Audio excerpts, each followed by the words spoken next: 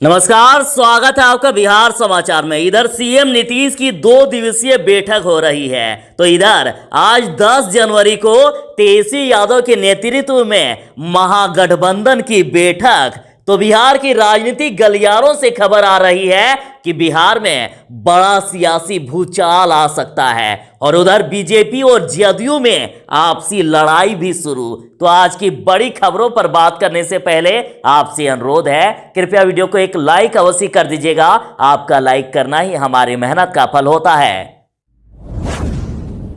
RJD नेता ने ऐलान कर दिया है, उन्होंने कहा है कि बीजेपी और जदयू जो कर ले, जो चाहे कर ले, एनडीए सरकार हम गिरा कर ही दम लेंगे।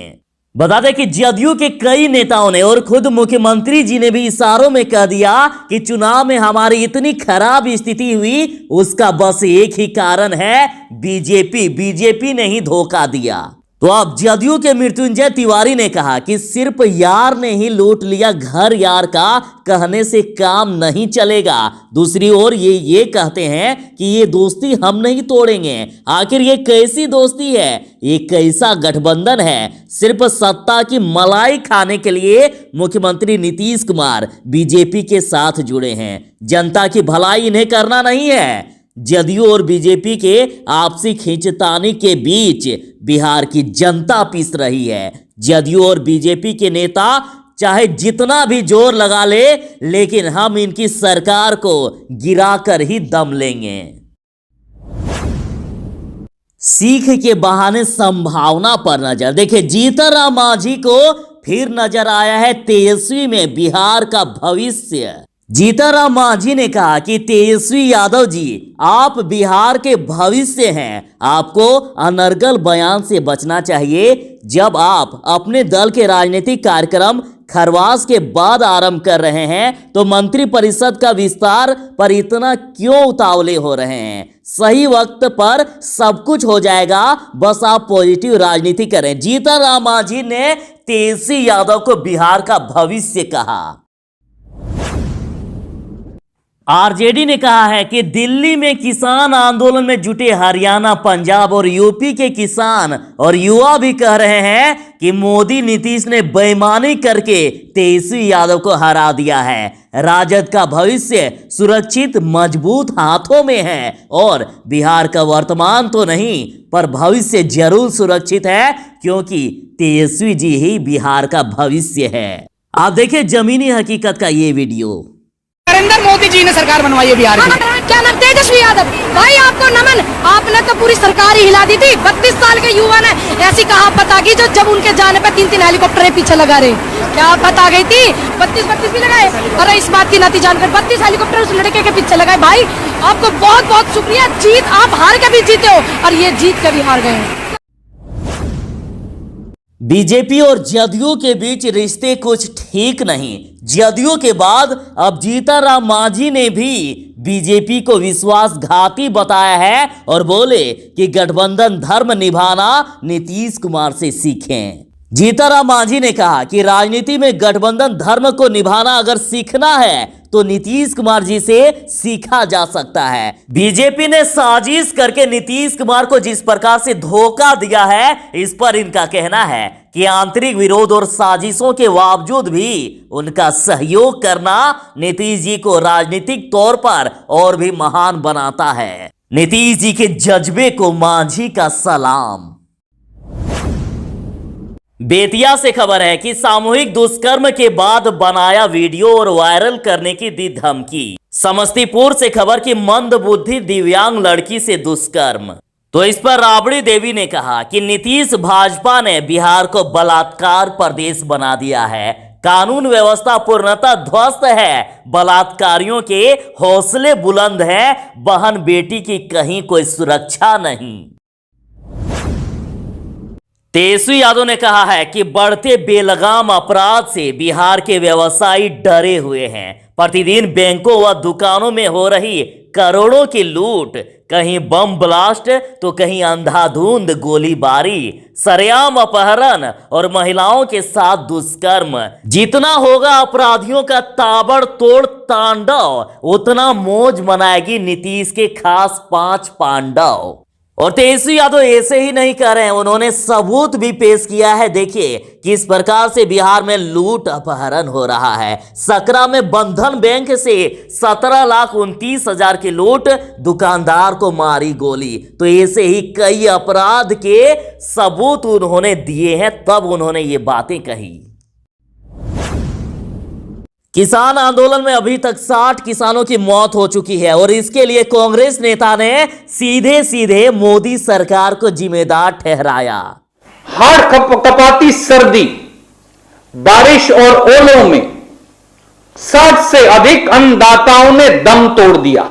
देश का दुर्भाग्य है कि प्रधानमंत्री श्री नरेंद्र मोदी के मुंह से आज तक देश पर कुर्बान होने वाले उन 60 किसानों के लिए सांत्वना का एक शब्द भी नहीं निकला। साफ है कि प्रधानमंत्री श्री नरेंद्र मोदी और उनकी सरकार 60 किसानों की कुर्बानी के लिए, मौत के लिए सीधी सीधी जिम्मेवार है।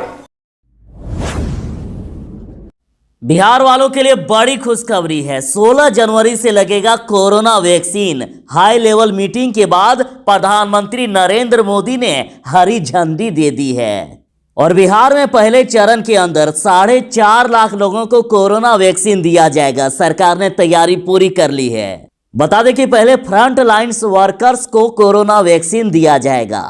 प्रधानमंत्री नरेंद्र मोदी 11 जनवरी को सभी राज्यों के मुख्यमंत्रियों के साथ बैठक करने वाले हैं। तो बस तैयार रहिएगा, 16 जनवरी से देश में कोरोना वैक्सीन का काम शुरू हो रहा है। बिहार के लिए 11 जनवरी को होने वाली मीटिंग में डेट निर्धारित कर दी जाएगी।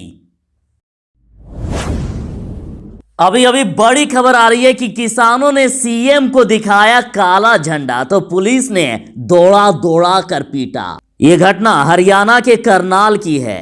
बताया जा रहा है कि हरियाणा के सीएम मनोहर लाल खट्टर किसानों से बातचीत करने वाले थे, लेकिन किसान कृषि को लेकर सीएम को काला झंडा दिखाने लगे और सीएम के खिलाफ नारेबाजी करने लगे।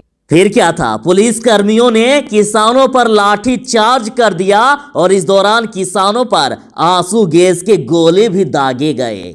तो इस पर कांग्रेस नेता ने कहा कि शर्म करिए खट्टर साहब, याद रखिए यही हालात रहा तो बिना पुलिस के आपका घर से निकलना नामुमकिन हो जाएगा। ये अन्नदाता हैं, ये किसी वाटर कैनन या आंसू गैस से नहीं डरते, इन्हें डराइए नहीं, इनकी जिंदगी रोजी रोटी मत छीनिए, तीनों खेती बिल वापस कराइए वरना झोला उठाइए और घर जाइए।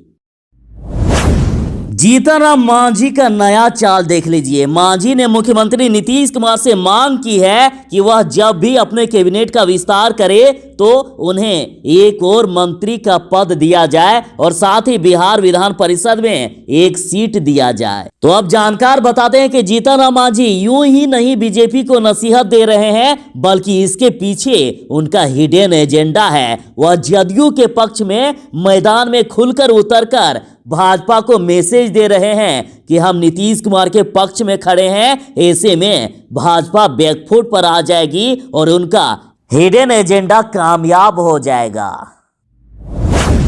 सीएम नीतीश को पहले ही हो गया था हार का अंदेशा। उन्होंने कहा कि शाम में जब चुनाव प्रचार से लौटते थे उसी समय एहसास हो जाता था कि हम नहीं जीतने वाले। अब बीजेपी जदयू में बड़ी तकरार। नीतीश ने कहा कि बीजेपी से धोखा मिला।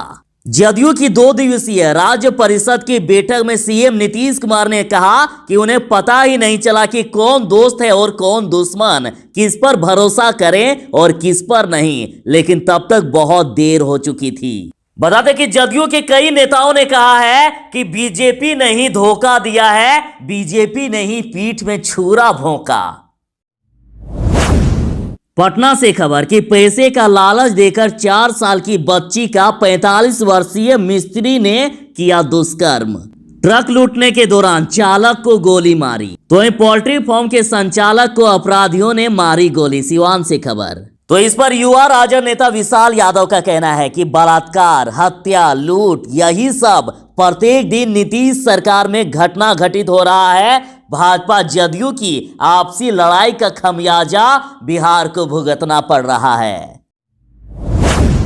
बिहार में मध्यावधि चुनाव को अब राजद उपाध्यक्ष शिवानंद तिवारी भी कह रहे हैं कि ये अनुमान गलत नहीं है, बिहार में मध्यावधि चुनाव हो सकता है। शिवानंद तिवारी ने कहा कि अंदर की बात नीतीश कुमार के मुंह से शायद ही बाहर आती है, उनको जानने वाले इससे अच्छी तरह से वाकिफ हैं। उन्होंने कहा कि नीतीश जी ने स्वयं इस बात को सार्वजनिक किया है कि मंत्रिमंडल विस्तार के लिए भाजपा की ओर से अब तक नाम नहीं मिला है, इसलिए विस्तार ठहरा हुआ है। तो शिवानंद तिवारी ने कहा कि एनडीए में जो हालात है उसमें मध्यावधि चुनाव की बात किया जाना कतई गलत नहीं है, मध्यावधि चुनाव हो सकता है।